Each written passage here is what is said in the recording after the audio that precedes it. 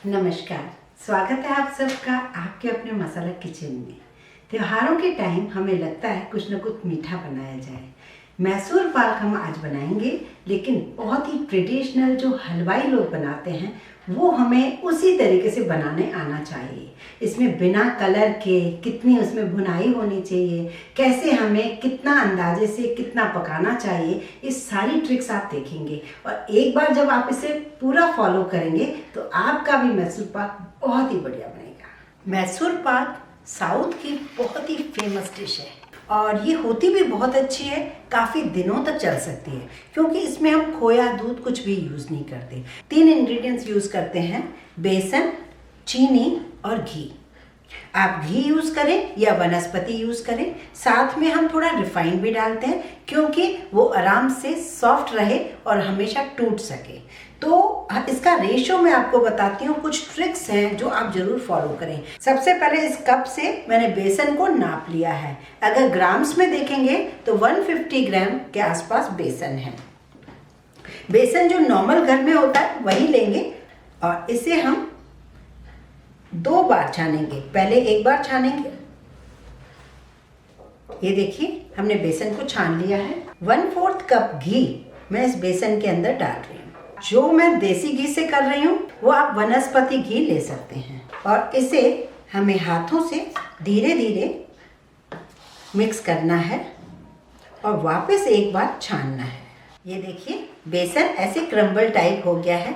अब आप कहेंगे कि पहले ही क्यों छाना, बाद में ही छान लेते, तो हमें ऐसा करना चाहिए क्योंकि बेसन में कहीं कचरा ना हो, तो इसलिए हमने पहले एक बार कर लिया और दूसरी बार हम इसलिए कर रहे हैं कि घी डलने के बाद जो गुठले हो जाते हैं वो गुठले पूरे टूट जाएं। अब ऐसे हाथ लगा के इसे पूरा छान लीजिए। ये देखिए हमने पूरी तरीके से इसे छान लिया, जैसे मोटा बेसन होता है वैसा हो गया। जिस कप से हमने बेसन लिया था ये कप है, ये हमने ले लिया है। चीनी हम इससे थोड़ा सा ज़्यादा लेंगे, जैसे 1 कप से करीब 2 टेबलस्पून ज़्यादा। और पानी चीनी में हम इतना डालेंगे जितना चीनी उससे आधा पानी। और अब हम बनाते हैं जहाँ पर हमें 2 गैस हों, क्योंकि एक जगह हम घी ऑयल गरम करेंगे, एक जगह हमें इसे भूनना है। अब हम मैसूर पाक बनाने से पहले वो बर्तन सेट करेंगे जिसमें हमें मैसूर पाक को गरम गरम पलटना है, क्योंकि जब बना हुआ होता है तो बिल्कुल बहुत ज़्यादा गरम होता है, उस टाइम हमारे पास समय नहीं होता। तो आप ये तैयारी आप पहले ही कर लीजिए। मैंने एक बर्तन लिया है और उसमें मैंने सिल्वर फॉइल लगा लिया है जिससे वो निकालने में ईजी हो जाए। और उसे ऑयल से या घी से इस तरीके से ग्रीस करके रखें। ये तैयारी हमें पहले करनी है। अब एक तरफ तो हम बनाएंगे चाशनी, दूसरी तरफ हम ऑयल या घी जो भी है दोनों मिला के हम गरम करेंगे। अब ये मुझे कितना लेना है ये देखिए, 1/4 कप तो हम बेसन में डाल चुके हैं घी, आधा कप मैं और डाल रही हूँ। इस मिठाई में घी ऑयल ज़्यादा लगता है क्योंकि ये जो जाली आती है वो उसी की वजह से ही आती है। अब इसमें 1 कप में रिफाइंड ऑयल डाल रही हूँ और ये दोनों ही गरम कर रही हूँ। अब हमने चीनी और पानी को एक कढ़ाई में डाल दिया है और इसे पकने के लिए रख देते हैं। दूसरे गैस पर हमने घी और ऑयल को गरम करने के लिए रख दिया है। अब ये देखिए घी का जो रखा है हमने वो बिल्कुल स्लो करके रखा है, अभी बहुत गर्म हमें चाहिए नहीं। वापस गैस स्लो करके हम इसे चेक करते हैं और तार आप ना भी देखें, बस आप इतना देखें कि जो हम ड्रॉप्स डाल रहे हैं वो बहुत जल्दी से नहीं नीचे गिरे, थोड़ा धीरे धीरे गिरना शुरू हुए। एक बार और चेक कर लेते हैं, इसे थोड़ा ठंडा होने देते हैं। अब जो है ड्रॉप बहुत जल्दी नहीं गिर रही है, तो बस 1 आध मिनट और पकाना है, वहीं पे ही रुक जा रही है। ये सही टाइम है। ये जो तार भी है, जो एक तार बन रही है, ये बिल्कुल ठीक है। चाशनी तो बन गई। अब हम गैस बंद करेंगे क्योंकि ये हम मैसूर पाक अकेले बना रहे हैं। तो अकेले बनाने टाइम हमें बिल्कुल भी रिस्क नहीं लेनी चाहिए कि गैस चालू करके आप डालते जा रहे हो और गुठलियाँ बनती जा रही हैं। तो आपको धीरे धीरे इस बेसन को डालना है और चाशनी के अंदर मिक्स करना है।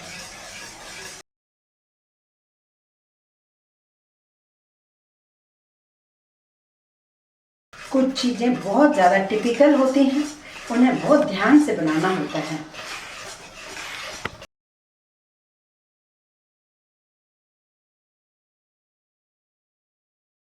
ये देखिए बेसन हमने पूरा डाल दिया और उसे अच्छे से मिक्स कर दिया। कोई रिस्क भी नहीं लगी कि इसमें गुठली हो। अब हम वापस से गैस ऑन करेंगे और गैस को बहुत स्लो भी नहीं रखेंगे, बहुत तेज भी नहीं रखेंगे, मीडियम रखेंगे। एक चीज़ मैं और आपको बताती हूँ, बहुत छोटी सी बात है।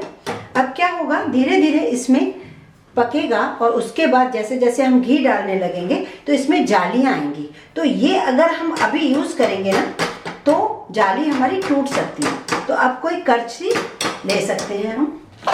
अब इसे धीरे धीरे हमें भूनना होगा बेसन को। और इधर भी थोड़ा सा गैस अब बढ़ा दें क्योंकि अब हमें घी जो लगेगा वो गरम लगेगा। अपने पास में थोड़ा सा हल्दी पाउडर रख लें कलर की वजह से, और थोड़ा सा इलायची पाउडर। ये देखिए हमने घी जो पहले डाल रखा है, इसकी वजह से बड़ी आराम से इसकी भुनाई हो रही है। इसका नेचुरल कलर बहुत अच्छा है। चाहे तो थोड़ा सा हल्दी पाउडर डाल दें, नहीं भी डालेंगे तो चलेगा। साइडों से हटाते जाइए और इसे भूनते जाइए। अब हम इलायची पाउडर डालेंगे थोड़ा सा।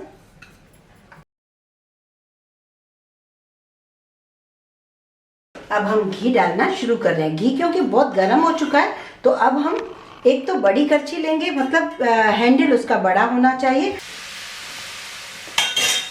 और इसे घी डालेंगे इस तरीके से और ऐसे चलाते जाएंगे।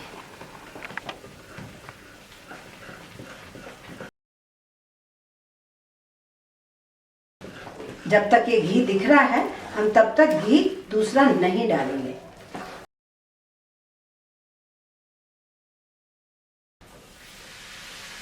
घी डालें और चला लें। जैसे ही हम घी डालते हैं इसमें जाली आ जाती है और फिर जब ये घी खत्म होने लगता है फिर जाली कम हो जाती है। ऐसे धीरे धीरे करके हमें सारे बेसन की भुनाई करनी है। कभी गैस स्लो रखें, कभी मीडियम, फुल ना रखें।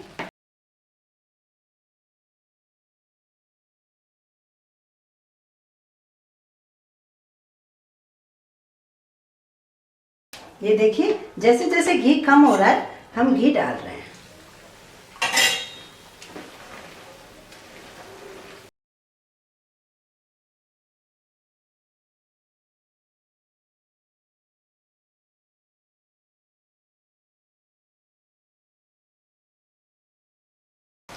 अभी 4 करछी हम डाल चुके हैं।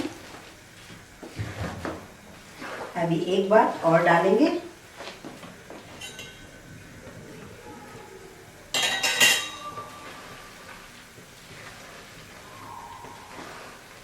बहुत ज़्यादा फ्लफी हो गया है बेसन। लगे कि जाली थोड़ी कम लग रही है, वैसे तो जाली परफेक्ट है, तो आप इसमें 2 पिंच मीठा सोडा डाल सकते हैं। अब ये देखिए फाइनली मैं घी डाल रही हूँ थोड़ा सा। हालांकि मुझे लग रहा है कि इसमें घी है पर फिर भी बस। अब देखिए स्पीड से देख लीजिए। अब मैं इसे इस मोल्ड में पलट रही हूँ और घी के साथ पलट रही हूँ। अब देखिए ये जालीदार कैसा हो गया, जैसे ढोकला होता है। और इसे हमें ऊपर से, वैसे तो ये प्लेन है, मैं कुछ नहीं कर रही हूँ। अगर अनइक्वल हो तो आप चम्मच से धीरे धीरे उसको इक्वल करें, लेकिन दबाएं नहीं। बस इसे आप 5-7 मिनट छोड़ दें, उसके बाद हम कट लगा देंगे। और जो ये घी है ना, ये देखिए घी ऑयल जो भी है उससे वो धीरे धीरे ना पक रहा है। ये देखिए हमने उतार दिया है, नीचे टॉवल रख दिया है तो भी वो पक रहा है, अंदर ही अंदर पक रहा है, जिसकी वजह से अंदर जो अलग कलर आ जाता है, थोड़ा डार्क कलर आता है और बाहर का कलर जो होता है थोड़ा लाइट होता है।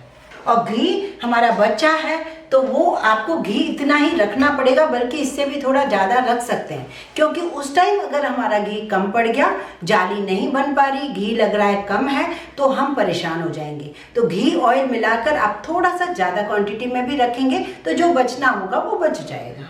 एक थोड़ा सा शार्प नाइफ लेंगे और उसमें इस तरीके से स्लाइस करेंगे, और स्लाइस आप नीचे तक करिए।